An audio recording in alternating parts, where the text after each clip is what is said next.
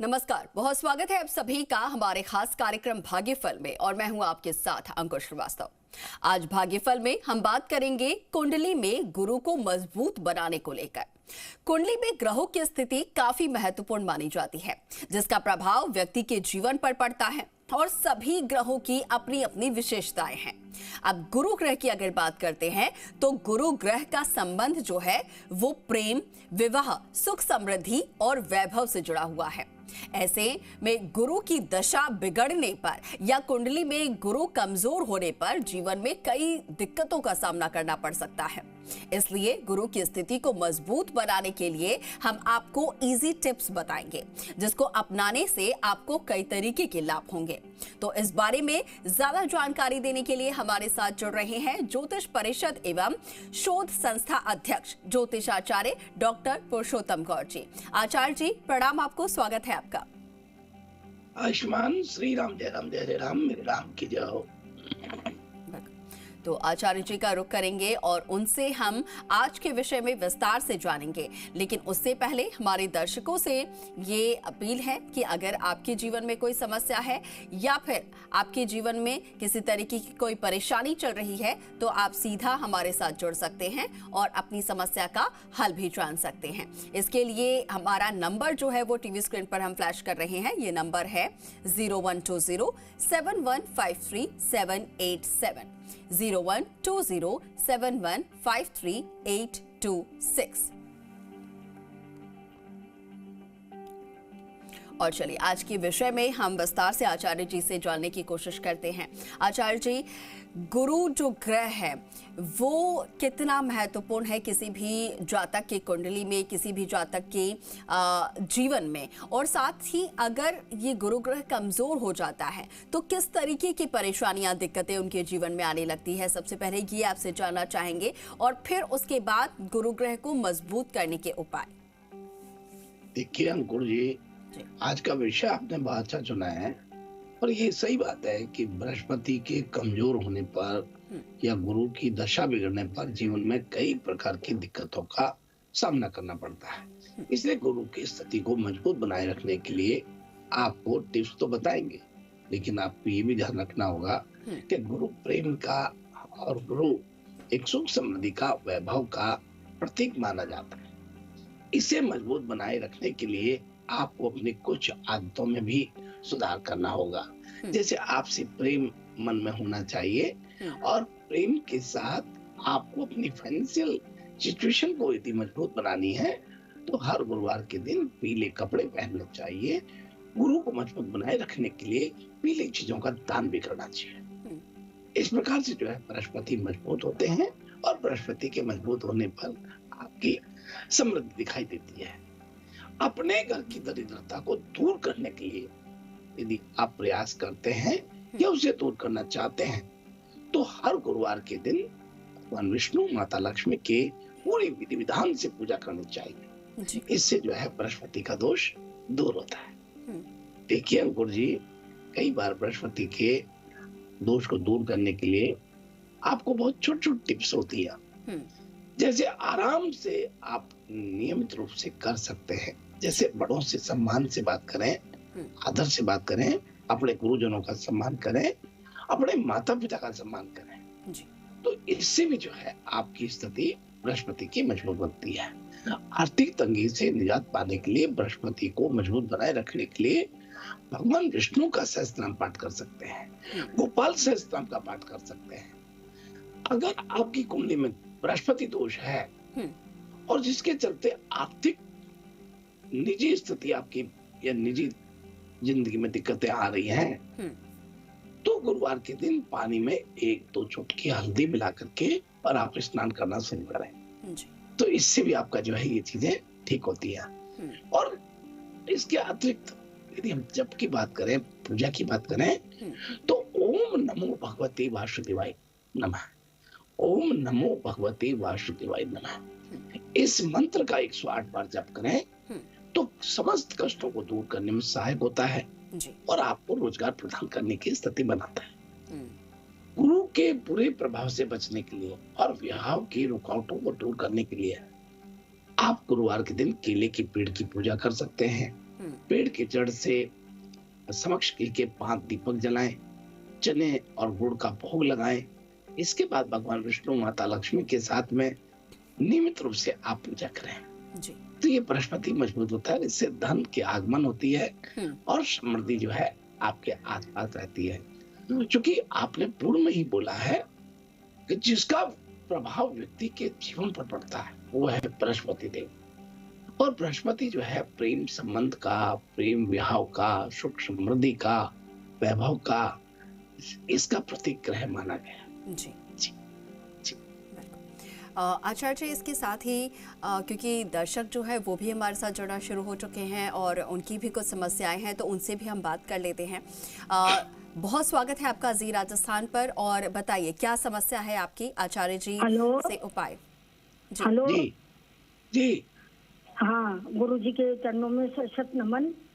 मेरा नाम है प्रेमलता जी। 1960 और जयपुर का है जन्म। नहीं, महीना तो तारीख को बताइए। हाँ गुरुजी, आपके बताए छोटे छोटे सारे उपाय से मेरा सारे काम हो गए हैं। गुरुजी ये भी बताइए कि मेरे 2 ही लड़कियां हैं, लेकिन विरोधी है ना, जो मेरे को है ना संपत्ति मेरा हिस्सा नहीं दे रहा है, तो उसके लिए आप ये बताइए कोई उपाय या मार्गदर्शन करें जिससे कि मेरी संपत्ति मेरे को मिल सके। देखिए बहन जी, आपका बहुत स्वागत है, और आपने ये बात कही और सभी दर्शकों का मनोबल बढ़ाया कि यहाँ से बताए गए उपायों के कारण आपके बहुत से काम बन रहे हैं और बहुत लाभ हो रहा है। सब प्रकार की चीजें आपकी सहूलियत से बन रही हैं। ये सही बात है, क्योंकि मैं आपको सभी दर्शकों को पूर्व में भी कई बार ये बात शेयर की है कि मेरा निज अनुभव प्रतिदिन, प्रति सेकंड, प्रति मिनट रिसर्च होता है कि ये इस उपाय से ये लाभ होता है, इससे ये होता है, इसका ये, इस ग्रह का इतना डिग्री पर ये यहाँ इसको देखता है तो इसका ये होता है, इसका तो अनेक प्रकार के रिसर्च जो है, और अब तक लाखों की संख्या में मैं जन्म पत्र देख चुका हूँ, क्योंकि 37 साल से इस कार्य को हम कर रहे हैं। तो आपको बताएं कि जो हम बताते हैं वो निश्चित रूप से आप लोगों को लाभप्रद होता है, पर बशर्ते उसे आप अपने जीवन में अपनाएं और उपाय जो बताए गए हैं उनको आप करें, तभी लाभ संभव होता है। इसी को लेकर आज प्रेम जी ने कहा कि मेरे काम मत तैयार है, क्योंकि ये बताए गए उपायों को अपनाते हैं और करते हैं, इसलिए लाभ होगा। मैं आपको बताना चाहता हूँ प्रेम जी, आप बिल्कुल नहीं घबराएं बहन, आप अपने हक के लिए लड़ रही हैं और हक के लिए दुनिया लड़ता है। आप जो है नियमित रूप से केसर का तिलक लगाना शुरू करें। केसर का स्वास्तिक 9 इंच का प्रवेश द्वार पर बनाएं और नियमित रूप से राम रक्षा स्तोत्र का पाठ करें, हनुमान चालीसा का 7 पाठ करें, अवश्य आपको लाभ होगा। और यदि आप ये नहीं कर सकती हैं तो कोई बात नहीं, आप एक कांच की बाउल में पानी भर के फिटकड़ी रखें और उसे चौक में रख दें या ब्रह्मस्थल पर रख दें, और फिर उसे रोज फेंक दिया करें। फिर प्रतिदिन नया पानी और नई फिटकड़ी डाल के फिर रख दें। इस प्रकार से 101 दिन आप करिए, निश्चित रूप से आपको अपना हक मिलेगा और विजयी होंगे। ऐसी भगवान आपके ऊपर कृपा करें, ऐसी मंगल शुभकामनाएं। बिल्कुल। और भी दर्शक आचार्य जी हमारे साथ फोन लाइन पर जुड़े हुए हैं, हम उनसे भी बात करेंगे, उनका भी रुख कर लेते हैं। बहुत स्वागत आपका जी राजस्थान में, बताइए क्या समस्या है आपकी। गुरुजी राधे राधे। राधे राधे बहन। हाँ, मेरा नाम मनीषा है। मेरा जन्म 17/3/2002 को हुआ है और जन्म समय 5 से 5:15 के बीच में है और दरियागंज है। तो मैं ये पूछना चाहती हूँ कि मेरी गवर्नमेंट जॉब और शादी कब तक होगी, तो गवर्नमेंट जॉब लग भी पाएगी या नहीं होगी, इसके योग्य के नहीं। देखिए मनीषा, आपका बहुत स्वागत है हमारे भाग्यफल कार्यक्रम में। बेटी, आपका जो है यहाँ मकर लग्न में आपने जन्म लिया है, शादी आपकी 2027 में जाके होगी और आपकी सरकारी नौकरी लगने का पूर्ण योग बना हुआ है, लेकिन ये 2025-26 में जाके लगेगी। आप नियमित रूप से यदि आप कर सकते हैं तो हर शनिवार के दिन एक गोला खोपरे का गोला लें और से उसको काटें, उसमें घी बूरा भर दें और उसके बाद उसको खुला छोड़ दें और किसी पॉलिथीन की थैली में रख करके चींटियों के बिल के आसपास उसे नीचे इतना अंदर जो है करके नीचे रख दें और थैली में रहे, ताकि उसको मिट्टी विट्टी नहीं जाए और आराम से चींटियां उसे खा सके। ऐसा आप 7 शनिवार को 7 गोले अलग अलग जगह गड़वा दें और देखिए फिर इसका पुण्य का फल कितना अच्छा आपको प्राप्त होता है। निश्चित आपको जो है लाभ होगा और आपकी नौकरी भी लगेगी और 2027 में शादी भी होगी। पर ये छोटा सा प्रयोग जरूर करिएगा। बहुत मंगल शुभ आशीर्वाद है। बिल्कुल। अगले कॉलर का रुख कर लेते हैं, वो भी हमारे साथ लंबे समय से जुड़े हुए हैं। बहुत स्वागत है आपका, बताइए क्या समस्या है आपकी।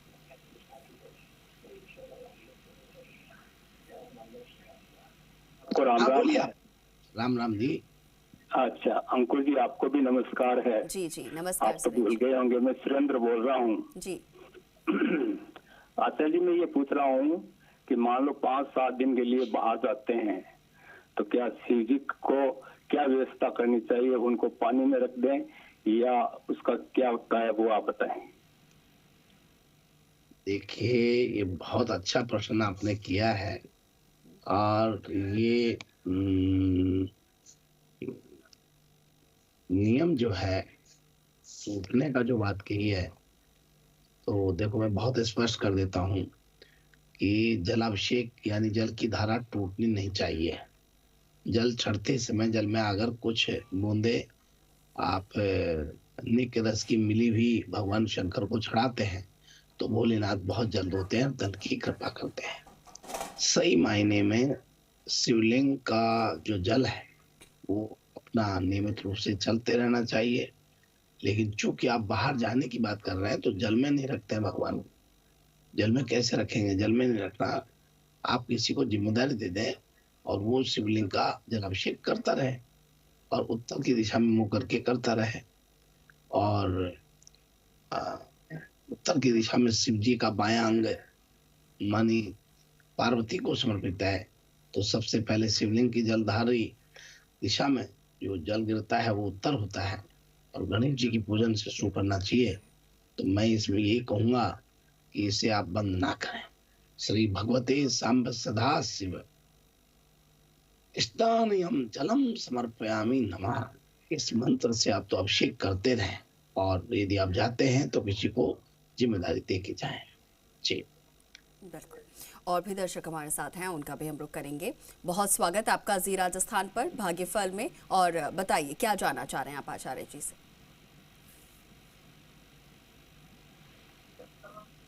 जी बताएं, आपकी आवाज आ रही है, बोलिए आप।